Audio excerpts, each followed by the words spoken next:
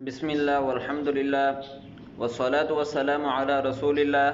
أما بعد، قال الله تعالى في القرآن المجيد والفرقان الحميد: يا أيها الذين آمنوا كتب عليكم الصيام كما كتب على الذين من قبلكم لعلكم تتقون.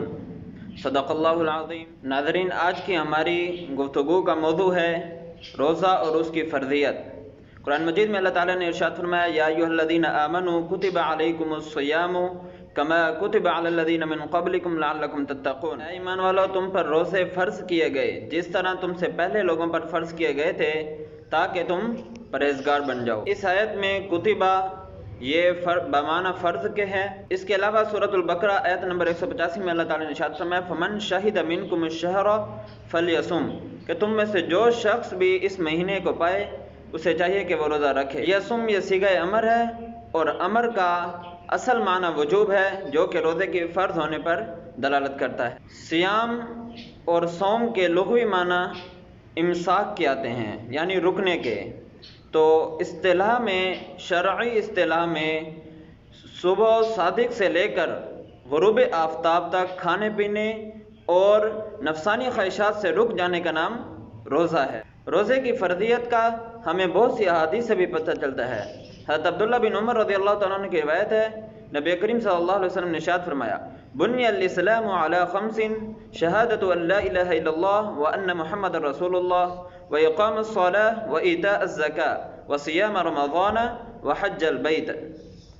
اس حدیث میں بنیادی ارکان کا ذکر کیا گیا ہے جن میں ایک رکن روزہ بھی ہے. حضرت ابو ہریرہ رضی اللہ تعالیٰ عنہ کی ایک حدیث میں نبی کریم صلی اللہ علیہ وسلم کے یہ الفاظ منقول ہیں کہ اذا رأیتم الہلال فصوموا، کہ جب تم چاند دیکھو تو روزے رکھو.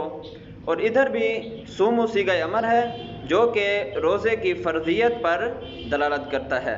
حضرت ابو ہریرہ رضی اللہ تعالیٰ عنہ کی ایک اور حدیث میں نبی کریم صلی اللہ علیہ وسلم نے فرمایا کہ اللہ تعالیٰ نے تم پر رمضان کے روزے فرض کر دیے اور میں اس کا قیام تم پر مسنون کرتا ہوں. حضرت طلحہ بن عبید اللہ رضی اللہ تعالیٰ عنہ سے مروی ہے کہ نبی کریم صلی اللہ علیہ وسلم سے ایک شخص نے پوچھا کہ یا رسول اللہ، مجھے ان روزوں کی خبر دیجئے جو مجھ پر اللہ تعالیٰ نے فرض کیے ہیں. تو نبی کریم صلی اللہ علیہ وسلم نے کہا: شہر رمضان، یعنی کہ رمضان کے روزے آپ پر فرض کر دیے گئے. تو اس شخص نے دریافت کیا: یا رسول اللہ، کیا اس کے علاوہ بھی کوئی روزے فرض ہیں؟ تو آپ نے کہا کہ نہیں، الا ان تطوع، مگر اگر تو کوئی نفلی روزے رکھنا چاہے تو وہ اپنے ثواب کے لیے رکھ سکتا ہے. روزہ ایک ایسی عبادت ہے جو ہر نبی اور اس کی امت پر فرض کی گئی. کوئی امت بھی روزے کی فرضیت سے خالی نہیں رہی. جس طرح کہ قرآن مجید میں آیا کما کتب علی الذین من قبلکم. تفسیر قرطبی میں امام مجاہد رحمہ اللہ علیہ کا یہ قول نقل ہے کہ رمضان کا روزہ اللہ تعالیٰ نے ہر امت پر فرض کیا تھا. اللہ تعالیٰ نے سابقہ امتوں پر روزہ فرض کرنے کی خبر ہمیں اس لیے دی کہ تاکہ مزید رغبت پیدا ہو، اس کی اہمیت اور قدر و منزلت بڑھ جائے، نیز یہ کہ روزہ آسان لگنے لگ جائے.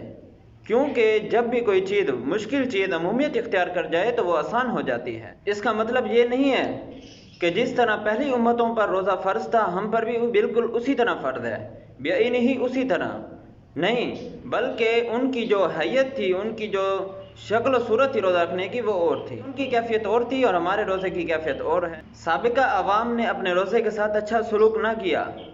چنانچہ یہودیوں نے رمضان شریف کے روزوں کے علاوہ پورے سال میں صرف ایک روزہ اپنے لیے متعین کر لیا جو ان کے خیال میں فرعون کے غرق ہونے کا دن تھا. اور عیسائیوں نے جب یہ دیکھا کہ رمضان المبارک تو شدید گرمی کے موسم میں آتا ہے تو انہوں نے قمری مہینے کے علاوہ اپنے لیے ایک شمسی مہینہ مقرر کر لیا جو ہر سال موسم بہار میں آتا تھا.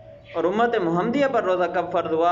امت محمدیہ پر روزہ پیر کے دن 2 ہجری 2 شعبان کو فرض ہوا. اور روزے میں بھی اللہ تعالیٰ نے تدریج کے پہلو کو پسند فرمایا.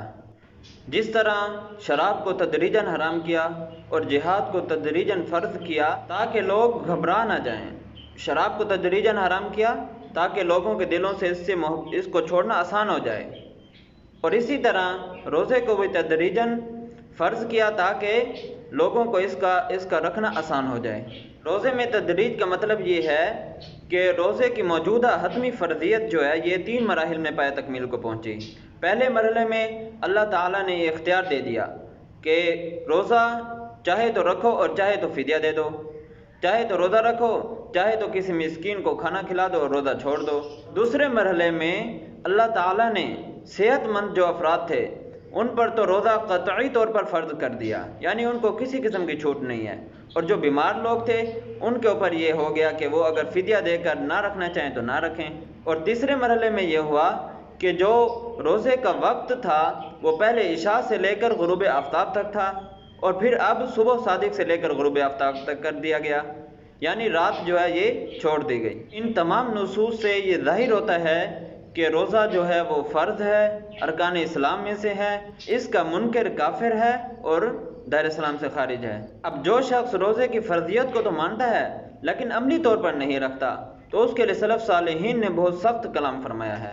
امام ذہبی رحمہ اللہ فرماتے ہیں کہ سلف صالحین میں یہ بات طے شدہ تھی کہ جو شخص جان بوجھ کر ایک روزہ چھوڑ دے تو وہ زانی اور شرابی سے بھی بدتر ہے، بلکہ سلف صالحین تو اس کے مسلمان ہونے میں بھی شک کرنے لگتے تھے۔ حضرت ابو ہریرہ رضی اللہ تعالیٰ عنہ اور حضرت عبداللہ بن مسعود رضی اللہ تعالیٰ عنہ یہ فرمایا کرتے تھے کہ جو شخص بلا عذر اور بلا مرض ایک روزہ چھوڑ دے تو پھر زمانے بھر کے روزے بھی اس کی قضا نہیں بن سکتے۔ تو آج ہم نے روزہ اور اس کی فرضیت کے بارے میں سیکھا، اور اگلے موضوع میں ہم روزہ اور اس کے مقصد کے بارے میں سیکھیں گے۔